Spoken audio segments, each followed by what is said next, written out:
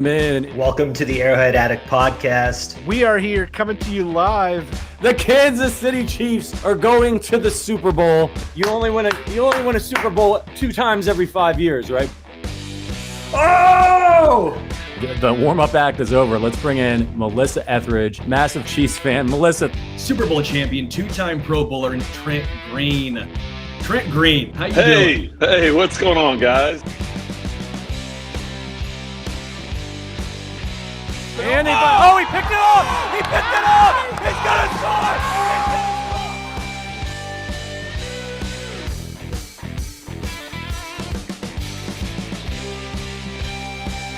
And we'll see you next week. But until then, as always, go Chiefs.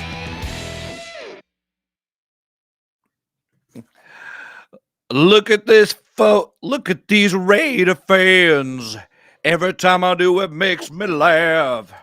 Every time I do it makes me laugh. Yo, I got something funky going on with my voice, but not as funky as fucking Raider fans losing. I did a prediction 2 weeks ago, wrote it on the site, arrowheadaddict.com.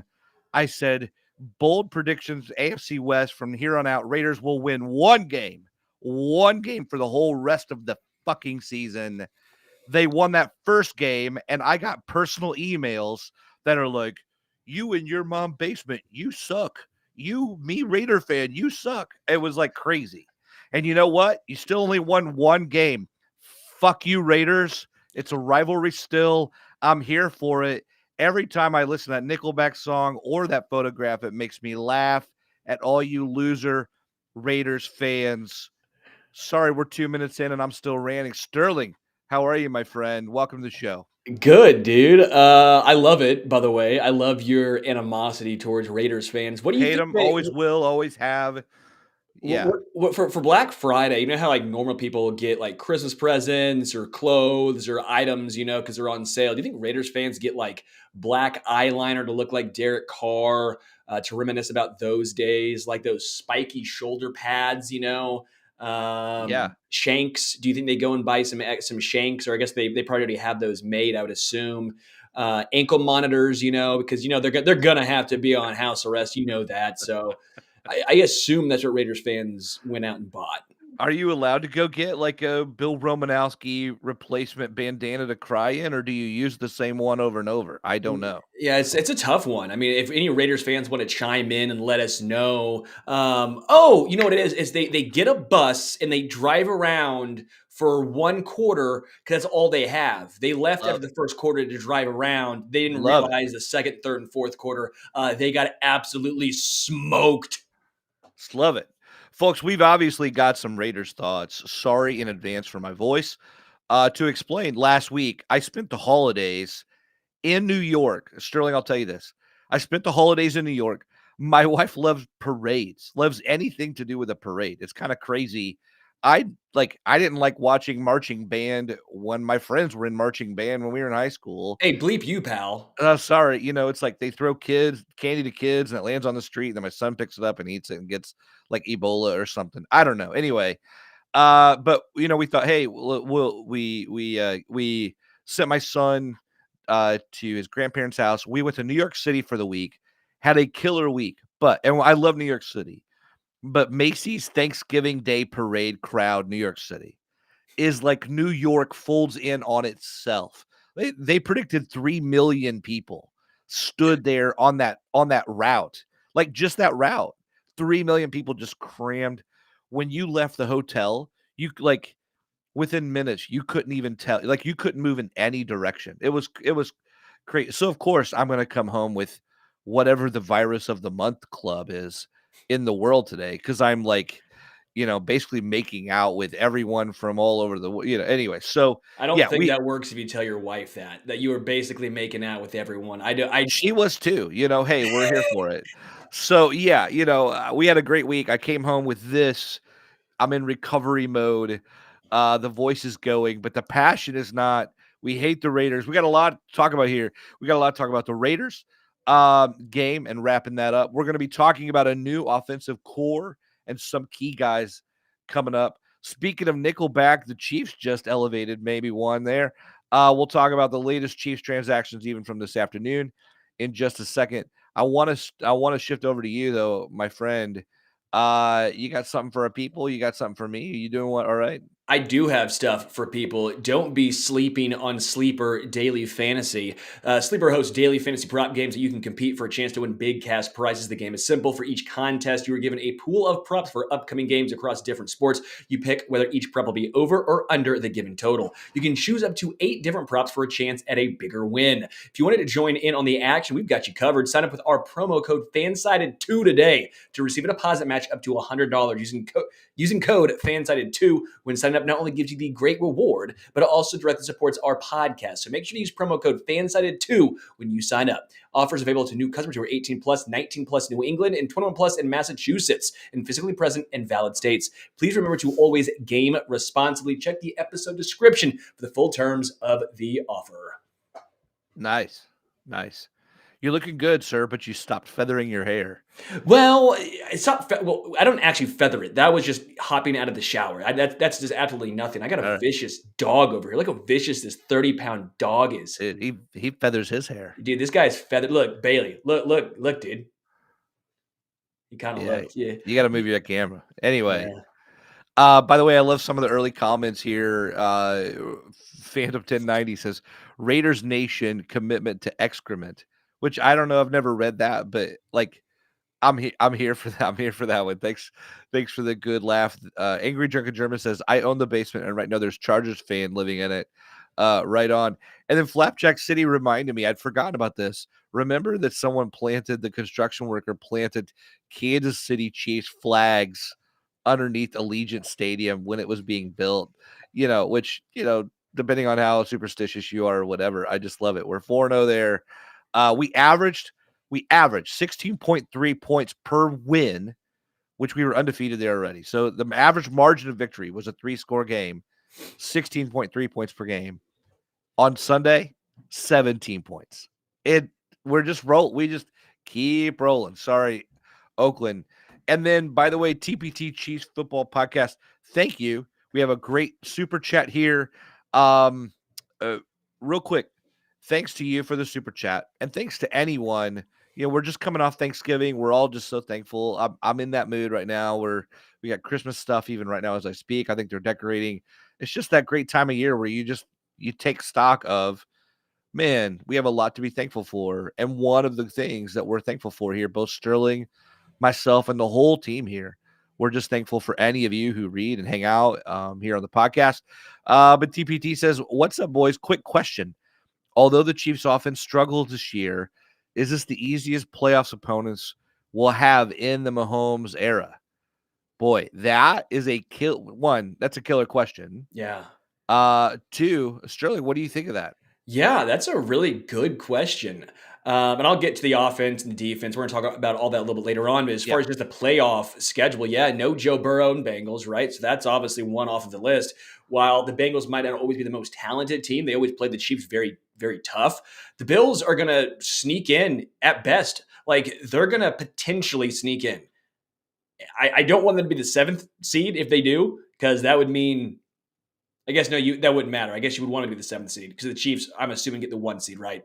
That's the way I'm breaking this down. But the Chiefs get the 2. Yeah. You don't want the Bills first round because as much as I don't like the way the Bills are playing this season, they're still a very dangerous team, right? They're a very dangerous team. But again, and I agree, Phantom. You take no one for granted. I understand that. But again, this is hypothetical here, right? Hypothetically speaking. Jacksonville, I don't think, is a great team. Miami, I think, as the Chiefs have shown, they have their warts. The Ravens, I think, are probably the most difficult team, but we know Lamar Jackson, if he even plays in the playoffs, that's also a big if right there. Has not been great. So until he does it, I would like to see it first. The Broncos might get in. I don't know, man. That's a really good question. I'd probably say, the scoring has been down in the NFL as a whole, so it makes it look like this. I will say the year the Titans got the 1 seed, that also might play into the equation there because the Titans were not good that year. That was the most fraudulent 1 seed I've ever seen. So that's the only other year I can make a case for. Yeah. By the way, the Ravens right now, I think technically own the number 1 seed. Correct, because they've not had the bye yet. Correct. But listen to this schedule. We're going to talk about we're going to talk about Raiders game here in a second. But What do you think of this? If you're the Ravens, here's what's coming up. The Rams visit you this Sunday with Sean McVay. Then you go on the road to face the Jags. Then you go on the road to face the 49ers. Yeah. Then the Dolphins come to town on New Year's Eve. And then you host the Steelers in the final game of the year. There's not a single gimme in that. And there's a few downright scary opponents. I mean, I would not want Niners and Dolphins back to back, let alone, and the bookends there are Jags and Steelers. Like, is there any, they can't win out, right? Like, that's just an insane schedule. Yeah, the Chiefs have already played their most difficult stretch of this season. While they still do have the Bills, I believe they still have the Bengals as well, if I'm not mistaken, and that's obviously the Bengals without Joe Burrow. Schedule is going to lighten up tremendously for Kansas City, right? The hard part was obviously the Eagles and everything, but that was off of a bye. It's kind of a bummer you lose that game, but again, that was to an NFC opponent, so that doesn't really hurt you quite the same. Yeah, man, the Chiefs are in a really good spot, and again, the reason why I said the Ravens defense is the best in the NFL right now by pretty much any single metric you look at, them or the Browns. The Chiefs are probably about 3 or 4 about most metrics, as well as the eye test.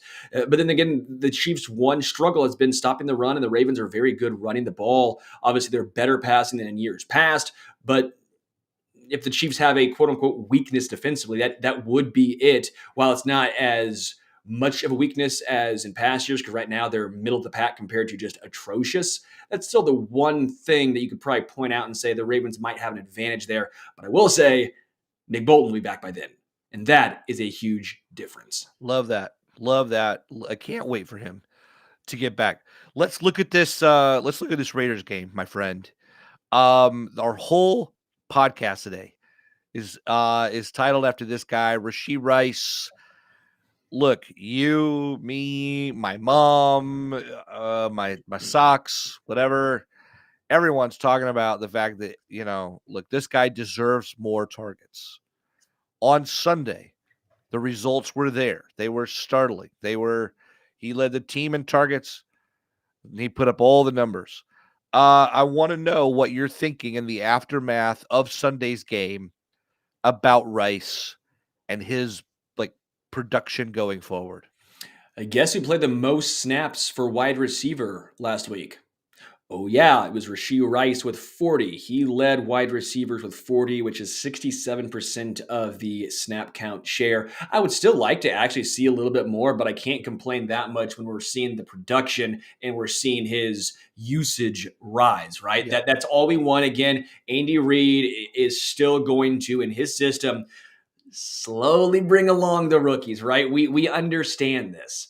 I still want to see more, but he's at least finally starting to unleash Rice.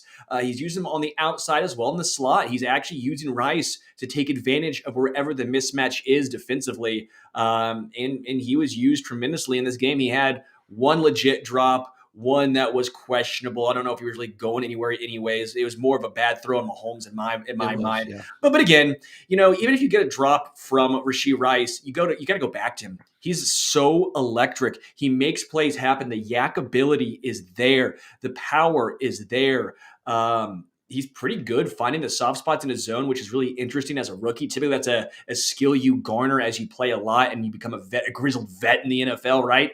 But he still has the athleticism to couple with the smarts, and that is a huge thing to have. I will point out, you don't want to pay $11 million per year for a blocking wide receiver, but get MVS credit because he helped spring open that touchdown for Rashee. And if you watch that play from the all-22, guess who was wide open? Yeah. Would have had a walk-in touchdown. It was MVS. But Mahomes, based on that play, was not going to be able to go through his progressions to see MVS on the blown coverage. It is what it is, right? Unless you would have had 7 seconds back there in the pocket, you were never going to see him.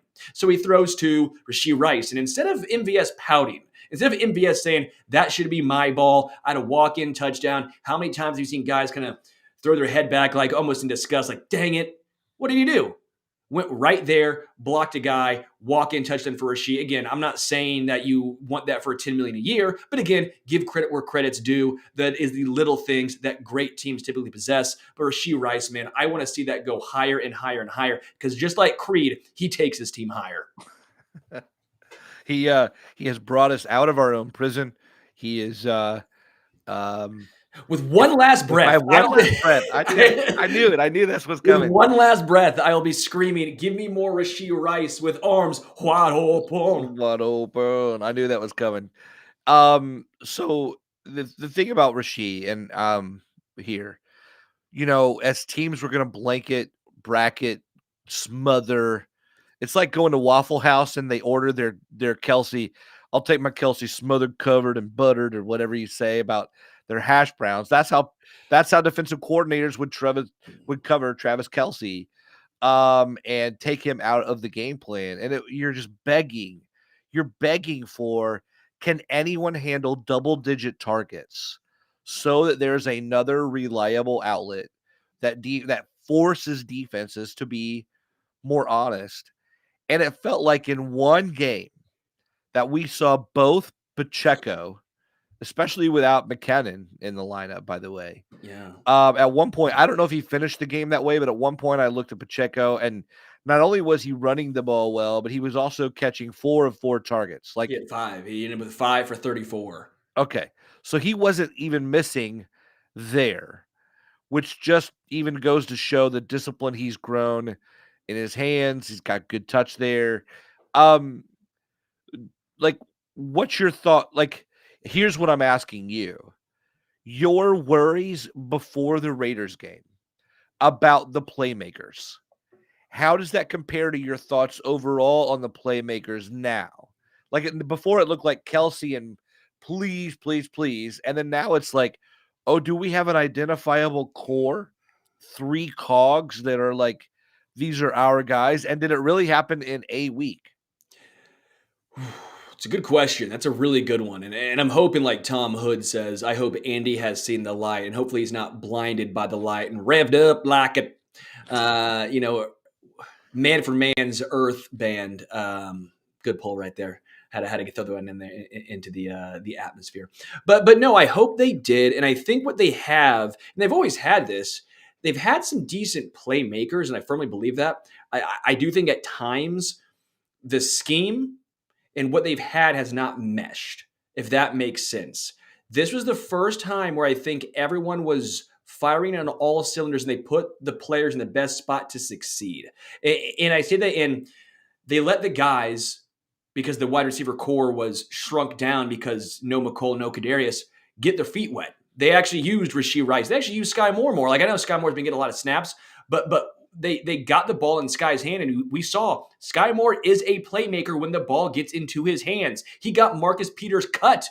I mean, seriously, he got Marcus Peters cut on that play because he got benched after that and then cut the next day. Yeah. I mean, Sky Moore, look, again, give credit where credit's due. I'm not going to always bash guys, and then when they do something well, just pretend it didn't happen, because Sky Moore made some plays in that game.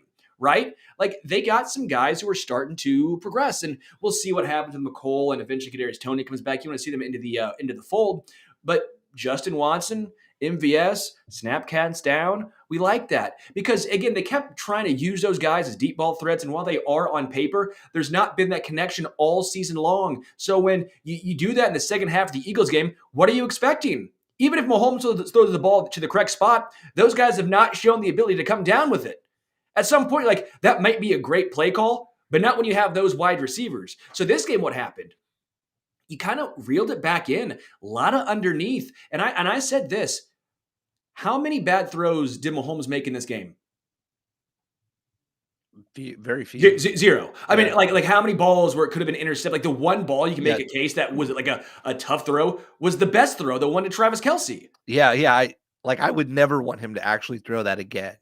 And yet it was beautiful. So for me, this was almost a philosophical change. This was a change of, all right, after the first quarter, we're getting our ass kicked. Stop trying to do too much. This is not the 2018 team. You don't have those horses. Those horses, not in the stall. That's not what you have. You might have some miniature ponies, but guess what those miniature ponies can do? They can still go up and down the field. It might not be as quick, but you can still go up and down. And that's what the Chiefs did. Death by 1,000 paper cuts. They ran the ball effectively. When they needed 4 yards to pick up a first down, they got 4 yards to pick up the first down. It wasn't explosive, The longest rush was 8 yards. They had a 39-yard reception by Rashee Rice that was mostly yak, and they had 2 pretty big catches by Travis Kelce. That was it. They took what the defense was giving to them. They didn't get too feisty. They didn't try and do too much. Mahomes reeled it back in, and look what happened. 27-34, 298, 2 touchdowns, no interceptions, and 1 big win. Yeah. Yeah. And all the unanswered points. Like they were in the hole and it didn't matter because on paper, the talent differential, the coaching experience differential, the overall experience between the two teams, the depth, it was all there for the win.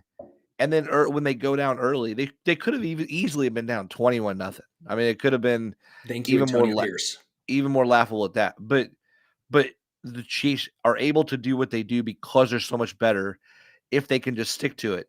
So I love what you're saying. I also love the fact, look, these wide receivers were never going to stay this bad. Never going to stay this bad. Like it was laughable that they were dropping the passes that they were.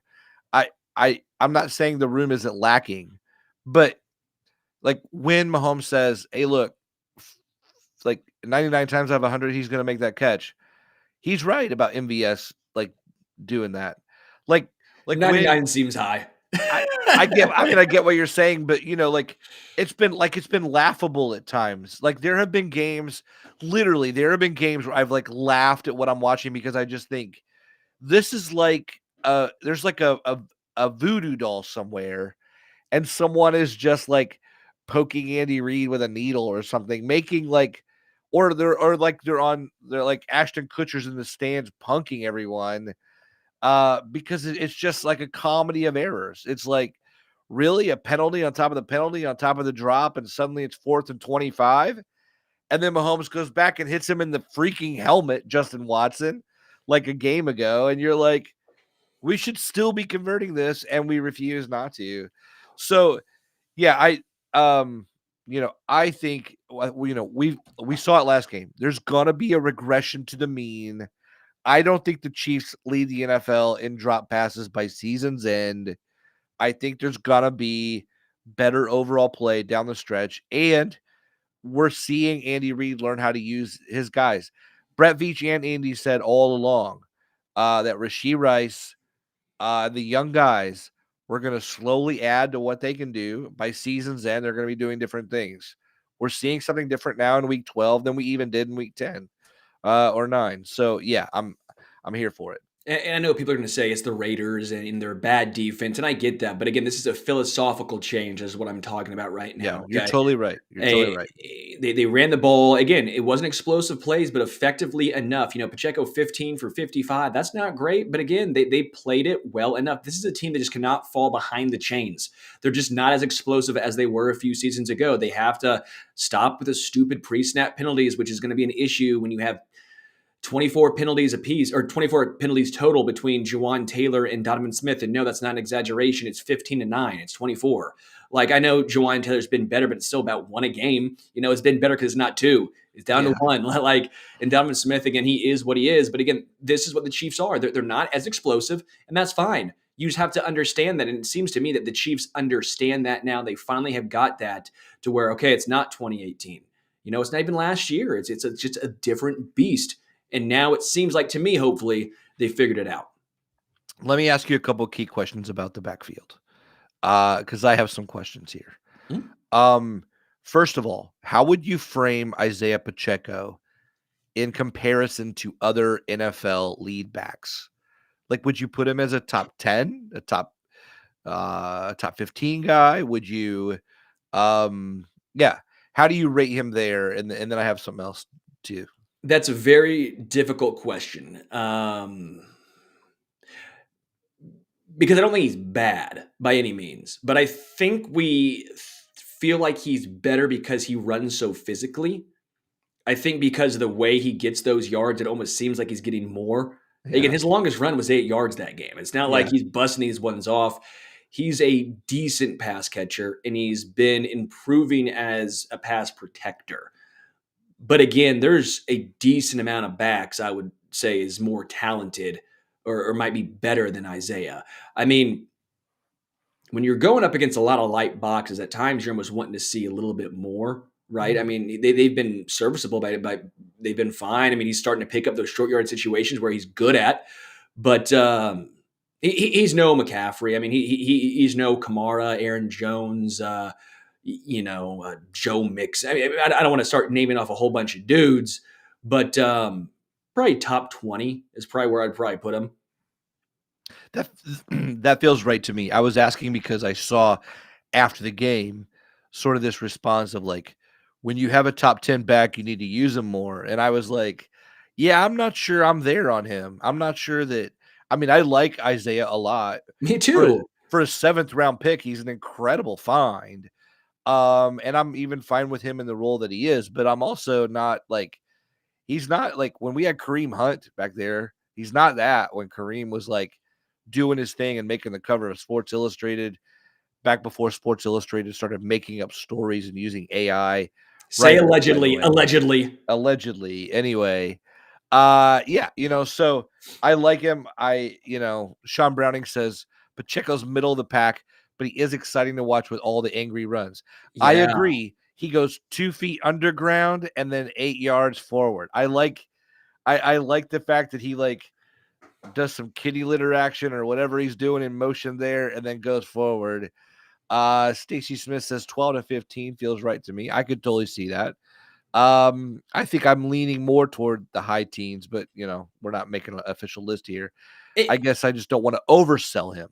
Yeah, and one thing I'll always say is I typically personally will value pass catching backs a little higher. Like Austin Eckler, I will value even if the run numbers aren't great. And also, let's be real, the Chargers' offensive line is atrocious. Guys like Tony Pollard, Sure. Pacheco almost to me is the anti but same ilk as like Rashad White for Tampa. Sure. Complete opposite. Rashad White's not a great runner, but he's a great pass catching back. Whilst I think Pacheco's kind of the opposite, but they'd probably be right around the same if you're going to do like a NFL draft again, like a redo or something like that. Sure. With GMs, yeah. Sure. Let me ask you another question here. Saying that what we did about Pacheco, which is why I set this up this way. How worried are you about an older, groin injured Jerick McKinnon who's now missing time down the stretch? None at all. Not at all. I'm not. I mean, on a scale of 1 to 10, like a 2. Like if that, I guess not at all is a little bit of a hyperbole there. It's like a 2 or 3 out of 10 as far as nervousness level. I think Jerick McKinnon's a great pass protector. I really, really like Jerick McKinnon in general, but Pacheco's shown enough to at least keep me calm. They haven't used McKinnon a ton, even when he was healthy this year in those roles. That's not what he's been doing, and maybe they were saving him, which I kind of was a believer. But this is weird for me to say. Clyde's been decent, filling in those 4 and 5 snaps a game. Like Clyde's been fine. You heard it here, folks. No, but seriously, I'm kidding. But like from what we have seen from him ever since the last couple games, I'm not saying it's McKinnon. He's not as explosive, but like he's gotten thicker. I laugh seeing he looks like Eddie Lacy now. He somehow got more explosive. The best carry of anyone on the team was the carry that got called back from Juwan. Yeah. They've used him as a pass catcher, getting him out there. And he's actually had some nice pass protection pickups. I'll give Clyde some credit here. Yeah, you're right. You're right to give credit where it's due. That said, when you go back over time, over the last few years in the postseason, right? If you look at McKinnon in the postseason, if you look at Damian Williams in the postseason, when the Chiefs are facing a win or go home scenario, the offensive strategy changes, and that tandem back becomes far more important than it ever was at any time during the regular season. When the Chiefs are on the ropes, that becomes a vital offensive cog for whatever reason. And those guys go for crazy yards, and they become very valuable red zone targets as well, putting up significant touchdown numbers. So if that's a problem, I don't like it, and that makes me a little bit more nervous about it. Can I give you one cause for optimism? Yeah, of course. One name. It's going to be weird to say. Kadarius Toney. I wonder if when the playoffs come around, that's why they started giving a little more sampling of Kadarius Toney back there. If McKinnon ain't good to go. Now, you're not using Toney as a pass protector. Like that would worry me. But as far as, wide receiver in the backfield, getting a couple carries, I think there's something there. I think there's a mini Debo to him. And I don't want to say mini Debo because they're just different type of players. Like Debo's thick. Toney's lightning. Like you use them in different ways, even though they're still lined up in the backfield and they both wear number 19 in red. Like, I wonder if you would use Toney in those instances of the handoffs and even just the pass catching.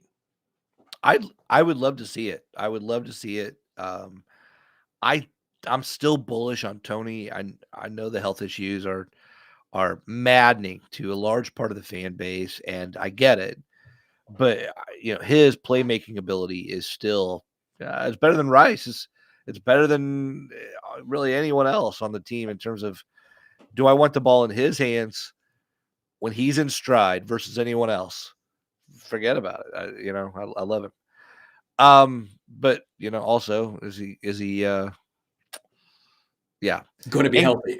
right. That's the thing. Let's go to just a couple comments here just to see what they're saying. Yeah. Angry Drunken German, break glass in case of emergency. Toney will get his 10 touches in the divisional round. I'm there for it. McKinnon is an irreplaceable blocker. He's an animal. That is a facet that is not talked about enough. And I think you're right there. Stacy says not worried about McKinnon at all at this stage because Pacheco's proving he can catch and pass block a bit. I hope that continues. So yeah, we'll see how this goes. Toney will break in half within the first 5 carries. I hate it for that kid. Because he's a good kid. In that way. You're getting older when you go, he's a good kid. Oh, that's true. That's a good kid right there. Look at me. I'm like, I'm basically dead. Yeah. I still have no idea how old you are. That's the best ongoing bit that you really ever don't had. know. I've No, told you before. You did, but we were a couple of adult beverages deep, and I still couldn't tell if you were bleeping with me or not. Love it. I'm not telling you. Let's talk. Not enough press has been given to. Surprisingly, I'm going to say this because an overwhelming drowning me in the press has happened until now. All we've heard all year long is about Travis Kelce, and for obvious reasons. But Travis Kelce, for his performance against the Raiders, suddenly it was like all about Rashee Rice and even Pacheco. How heartened were you by what you saw from Travis on Sunday? Very heartened. My heart grew 3 sizes that day. Like Celine Dion. Your heart went on. My heart went on, yeah. Man, I was, because you mentioned he was bracketed a lot in that game, and then he still found ways to get open. And the Chiefs, for their credit, what did they do? They put him and Travis Kelce lined up on the same side together, and at times Travis on the outside and Rashee on the inside. They started trying to do that to give matchups for Travis Kelce. They found a way to try and stop the brackets. Yeah. That was really interesting. So again, the schematic game plan from Kansas City, I thought was impressive. If that's going to continue, you put Rashee and Travis on the same side, and that's going to be a problem for other teams. I think that's as big as anything, is they're finding ways with Travis Kelce getting bracketed as much as he has, the hits he's taken, just the age and injuries. You got to find a way to keep him fresh. He's still on pace to go over a K, and we're acting like this dude is done. Like, I'm not saying we're acting like he's done, but like folks are acting like, oh man, he's fallen off. It's like, he's still the best tight end in football, and he's going to go over a K. Like, he's still damn good. I think that was as big as anything, though, was the schematic game plan that Kansas City came out with. Yeah. Love seeing him. Love seeing him get to 11,000 yards.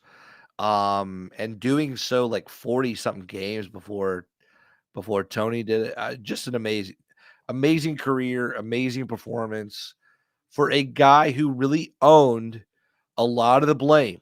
Travis kept saying in the last couple weeks, look, I'm not focused like I should be. I'm not practicing like I should be. I'm not ready like I should be. He has owned that, his part of it, and then showed up big in the game against the Raiders and was a big part of that comeback. We don't have to touch on this because you and I have batted this back and forth before. However, I want to say it was a short, small sample size. It was a movie preview right before the feature film. I get it. But when Donovan Smith had to leave the game and sit down because of a stinger, and he ends up coming back in, and that was fine. But there was the penalties were there again, and when I saw Wanye Morris rise up, when I heard the choir of angels begin to sing, when I saw the lights shine down upon thee, and when I saw him enter the game, he had a couple he had some great blocks there. I mean, it's so small sample size, it's so dumb to pull anything from it. And yet, I thought when I was seeing those penalties, especially on Smith, I thought, certainly Wanye could do this. Certainly Wanye Morris could do this. You got to be kidding me. She talks to angels. That's you. Dude. You're just singing Black Crows whenever you hear Wanye Morris's name. Hey, little thing, Wanye lights my candle because, Mama, he's sure hard to handle now. Yes, he is. Do you like? Do you finally agree with me that Wanye should be out there, or are you still Team Donovan? I'm Team Donovan for now. Again, I told you I love Wanye Morris. I told you that was my favorite draft pick. You're giving me such a hard time. Yeah, he looked great in 5 snaps. I get great's obviously a very strong word. He looked good in 5 snaps. He looked fine in 5 snaps. He didn't have a penalty or a sack or pressure. We didn't notice him for 5 snaps, which is good. I noticed him the first play. First play was nice. He was amped up because he blocked until the echo of the whistle and then the echo of the whistle. That dude was not going to give up. He was amped. But I do think sometimes you stick with the devil you know instead of the devil you don't, and you can win with Donovan Smith at left tackle. And that's, to me, what it comes down to. You can win with Donovan Smith there at left tackle. He's not been atrocious. He's been serviceable. The penalties are an issue, 100%, but he's been serviceable. I don't know if you want to throw a rookie in who might have a chance of making a rookie mistake. That's what it comes down to for me. Donovan Smith, you know what he is. You know what he can do and what he can't do. Wanye, he could probably do a lot of things better, but he might do some things worse, and we just don't quite know that yet, and you won't know until you get him into game action. Mahomes understands what Donovan's going to do. Joe Tooney understands, and Andy Reid knows that if he needs help with this guy, he can chip, he can block, he can throw someone else out there. You just don't know with Wanye. That's my concern. I talked to Tim Grunhard about this actually yesterday on Monday. I asked this question just for you. I said, what would you do? Would you want to see some Wanye Morris as the season goes on, maybe a drive here or there? And he said, I don't know if you want to do it. I don't think you want to. I'm paraphrasing him here, but it was along the lines of, I don't think you want to do it in the middle of this season, this late in the season, especially with a veteran. Like, you know, I'm not saying you're going to ruffle some feathers because obviously Donovan knows he's not the future here, but just for a multitude of reasons, he just goes, you stick with it. You can win with Donovan and you know his limitations. That right there is enough. And you've won with him, stick with him. I understand that. I've already made my point on previous episodes that I think it behooves the Chiefs to figure out what they have in Wanye as much as possible entering another offseason. But I was happy for him just to see him out there. Let's not forget, though, Prince Tega Winogo actually outplayed Niang and Morris out of the preseason to be the swing tackle. So I'm also curious what he would bring. Did you buy that jersey? I have that jersey down here, over here. Yeah. Hell yeah, dude. Yeah. I wore it on a previous episode, but my cat is sleeping on it right now. So, yeah, that's what my dog's sleeping on my lap right now. He went from being feisty because he was fussy, of course, to now he wants to be on my lap. So, well, we were talking about the Raiders. So yeah, he got angry. He was angry. Yeah. He literally came out with a knife and tried to come at me. And I'm like, whoa, bro. He's probably like snarls, just like rabies. And I don't know. We had to stop talking about the Raiders for a second. Snarls Barkley. Snarls Barkley. I love it. I love it. Any other fleeting thoughts from the Raiders game for you? I think my big overarching takeaway again goes back to the coaching. It goes back to adjustments made. Again, I understand the Raiders are not a great team, but the Chiefs' adjustments is what really it gives me optimism going forward. Not just offensively, but defensively as well. That's the first time they really got punched in the mouth. Like they've been so good, so all season long. They've not had to adjust. It's been other teams trying to adjust to them, and what happened? Scored 14. Field goal was it in the second half. Devontae Adams, 0 catches for 0 yards in the second half. That to me was my biggest takeaway was offense and defense both adjusting while throughout the first 11 games of the season, what was it? Chiefs get off to a lead and either they give it up or they struggle to keep it, right? That's been kind of the game plan so far. This was different. I like to see it. Man. Speaking of defense, just before you and I went on the air, the Chiefs elevated a cornerback. They elevated Echo from the practice squad I'm assuming for this weekend. What do you think of the addition there? I mean, do you think there's going to be any real playing time at all? I doubt there's a lot of PT available for him. It's a little interesting. I don't know your thoughts. I'm a little perplexed why they elevated him, but Echo Boydo, cornerback, played at K-State, little slender build, was very, very good in preseason and OTAs, training camp. He got the ability to play actually in the preseason. They signed him just for that. Like he was undrafted guy, didn't expect much. And I mean, he has taken off just based on what I saw. Again, he's not like super short, but he's very slender. Like if you look at him sideways, it's piece of paper. Like I mean, he's skinny, but he's not afraid to tackle. Like we saw that, right? We saw that. I still remember him in the training camp or in the preseason taking down wide receivers. I'm like, wow, there's some heart there. He stuck with the guys.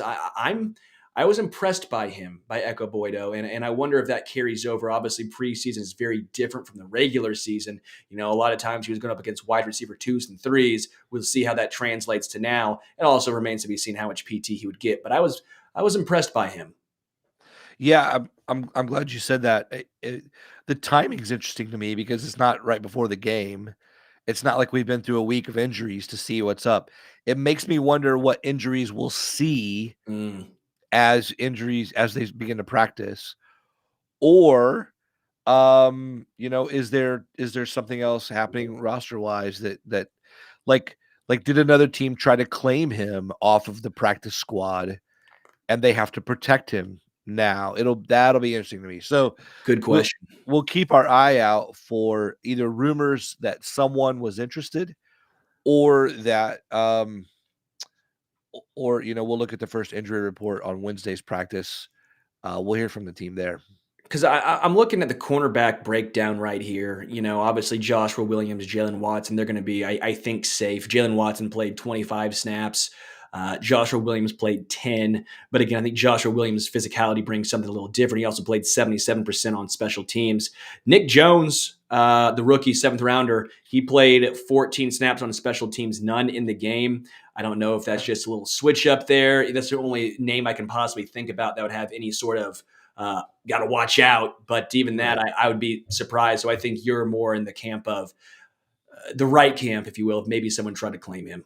Yeah, that's what I would think. If you like his long-term potential, the Chiefs are going to have the best read on what they have there. So, yeah, that just made me curious.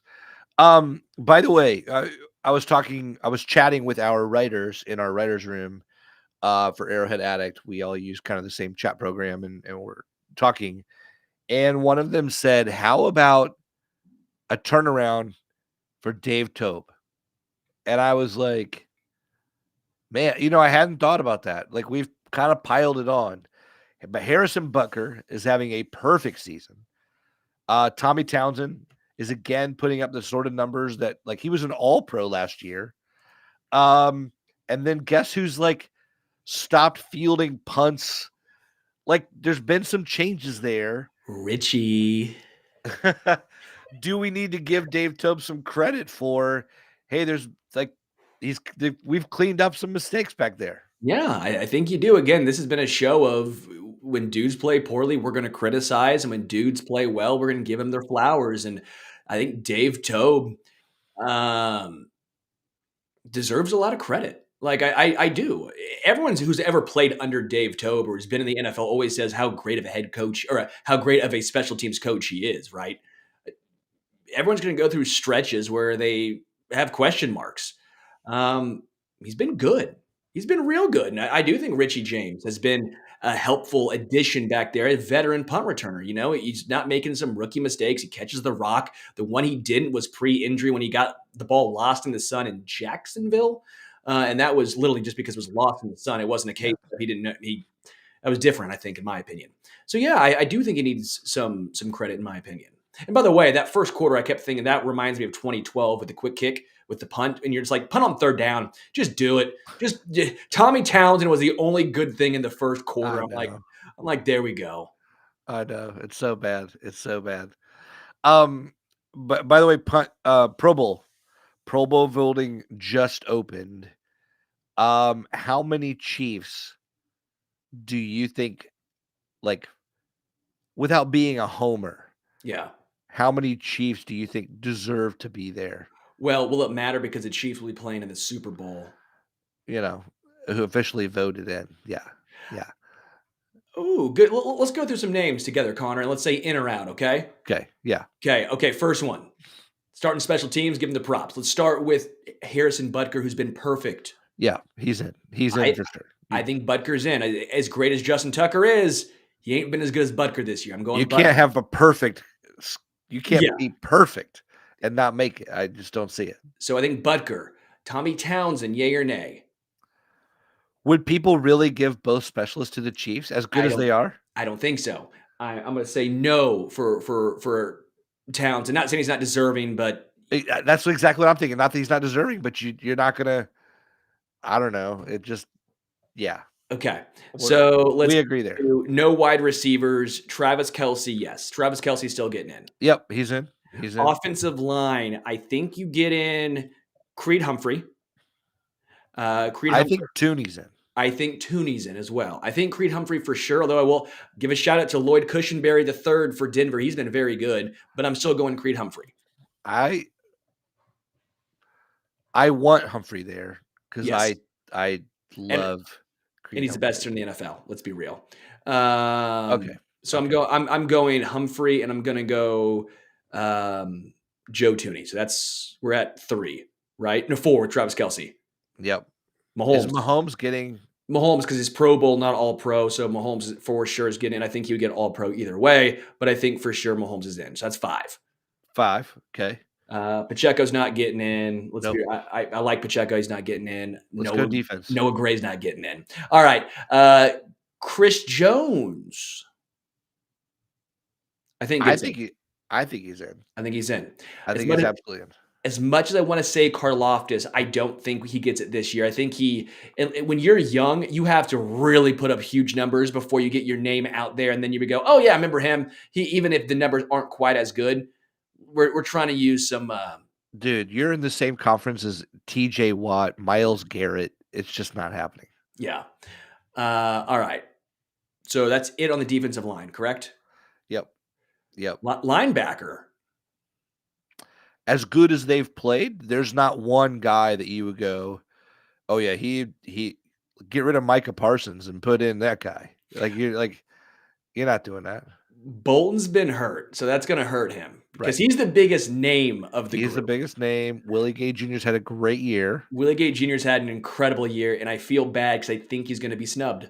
I think Willie Gay Jr. this year deserves it, but I don't think he's going to get it, and that's going to be a bummer for me. And then cornerback and secondary in general, I think you're looking at. Now here's interesting. McDuffie for sure. First McDuffie. I don't think there's a question about it. I hope so. He's only in his second year, and this is his first full year because he missed half his rookie year with a hamstring injury, 7 games. But he has, in prime time, had every national pundit talking about his greatness. So that normal acceleration of just needing time to become the talking point, McDuffie has fully taken advantage of playing for a team that's always in the spotlight. Yes, and he's always been good in the spotlight. Yes. And I think Snead gets in this year. I think he finally gets the nod. He's been so good, and they've been starting to talk more about him nationally. Yeah. Which sucks for the Chiefs in contract negotiations, but it's great for L'Jarius and his proposition of being a Pro Bowl this year. Chiefs have 2 Pro Bowl corners. Agreed? Agreed. Amazing. I mean, I agree. I think he deserves it. I think McDuffie deserves it. I think they're both outstanding. It's kind of crazy, though, that the Chiefs have our producer Sean said Snead held A.J. Brown, who's an Eagles fan, by the way, our producer tonight, Sean, filling in for Richard, says he held A.J. Brown to 1 catch in prime time. Put him in. Agreed, Sean. Thanks for that. I hope that both those guys make it. So how many does that give us? 2, 3 defensively, 1 special teams.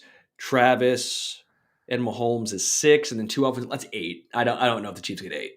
That's 8, and we even left off Tommy Townsend just because we didn't think they'd get that many.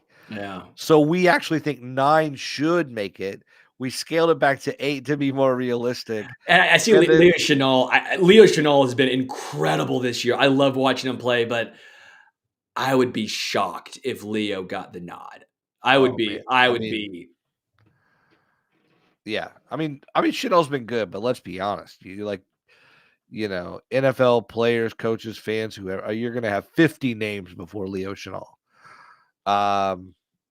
You'd have Drew Tranquil and Willie Gay on there before Leo Chenal. So I think so too. Yeah. That makes me question both corners. Sauce Gardner's getting in. Yep. I also don't know about Creed. Oh, bleep you, man. I'm all in on Creed. Well, how many centers do you keep on the Pro Bowl? You get like 3. Oh, I thought you just had the 1 spot. No, you have like 2 or 3 because they take multiple quarterbacks. Mitch Trubisky was a Pro Bowl quarterback. He ain't QB1. True. Let's hope so. But Lucas says, I think Snead's penalties may hurt his case, unfortunately, though I hope that I'm wrong. It could be right. I mean, Pro Bowl voting this year will be very, very interesting. Some holdovers are automatic that the Chiefs will benefit from, but also some new guys are really going to have to push their way in. So, yeah. Anyway, we have 8. We're sticking with 8. I like it. And if he doesn't, if we don't get 8, we're throwing hands with anyone who voted not for Chiefs people. We're doing it. We're going to find them. Chiefs again says, I didn't know McDuffie was that good. Jesus Christ. Yeah, man. If you don't know McDuffie at this point could look at Chris Jones across the room and go, there's at least a conversation about which one of us is more important to this defense. At least a conversation. Yeah. It's now like we're peers. Yeah. I mean, Chris Jones is still the cornerstone. I'm not saying otherwise, but I'm saying there's another face in the room that now goes, yeah, the whole league should know me and the whole league should fear me. Yeah. And you just happen to be another guy that's true about too. So yeah, I love it. Well, anyway, look, we've come to the end of another episode. Folks, you've been hanging around with us. Of course, we so appreciate you guys doing so. And if you've been with us, you know that when we get to the end of the episode, we do a thing called the must list.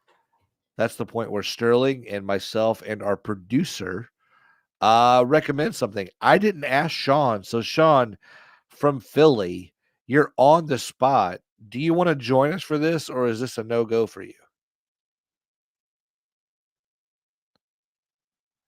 He says, give me a minute give me a minute. In our private chat. What are you talking about, Sean? Let me think. What kind of a weird out is this? This isn't like dude, this is like your big moment, your shining star. You like, with one shining moment, you reach for the stars. There he is, folks. Welcome, Sean. Good to see you, man. What's up, guys?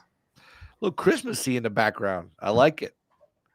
Yeah, it's feeling warm in the daily household. Yeah, nice. Sean, what we do is we all recommend something. It's just random. Anything you've read, watched, listened to. It could be peanut butter and jelly, like anything that you're into lately. Since we put you on the spot, we might as well keep you there. Let's start with you, Sean. Do you have something what are you recommending? And you're a guest, you get to address our listeners, viewers for the first time. What do you want to leave us with?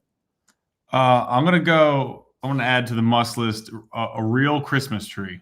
I've been going back and forth on fake tree, real tree, and my wife convinced me to get a real tree again this year. And honestly, the house smells nice. It feels right. It looks nice. So I would just say a real Christmas tree I'm putting on here. Wait, what? So what's the bonus? I've never in my life, in all the 17 years I've been alive, I've never had a real tree ever.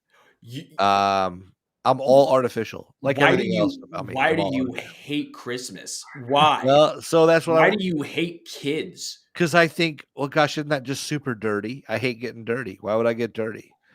The sap gets all over you, and then you smell delicious. It's minimally dirty. It's like there's a little bit of pines on the ground. I think it's also about like the experience of going out, and we were even allowed to chop it down at the one Christmas tree farm. So like, I don't know, you make a day out of it, bring the dog. I don't know. It smells nice. I think the positives probably outweigh the negatives. Okay. You nailed it, Sean. You nailed it.